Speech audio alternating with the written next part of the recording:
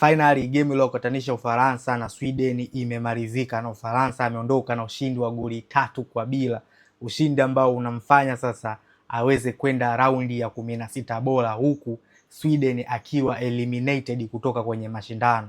Kwenye kipindi cha pili Ufaransa amefanya total dominance, sio kwenye scoreboard, sio kwenye kucheza mpira uwanjani kwa maana ya possession na vitu vingine vyote, alifanya total dominance. Hakuna namna ambavyo Sweden angeweza kumzuia Ufaransa. Ukiangalia quality ambayo wanayo Ufaransa, automatically kwenye kila eneo wanatisha. Wakina Bakola, wakina Desire Due, wakina Dembele, wakina Mbappe, wakina Olise, wana quality ambazo zinatisha kwenye upande wa kushambulia.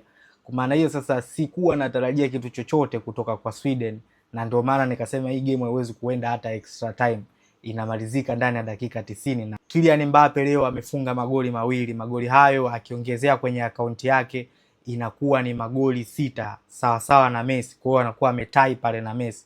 Messi ana magoli 6, yeye ana magoli 6. Bakola naye kwenye huu mchezo alifunga goli, na hili linakuwa ni goli lake la pili la mashindano haya ya World Cup 2026. Na huo ndio mchezo wa pili wa siku. Tumeishia kuona Ufaransa akiqualify round ya 16 bora, wakati Sweden yeye akiwa eliminated kutoka kwenye mashindano haya.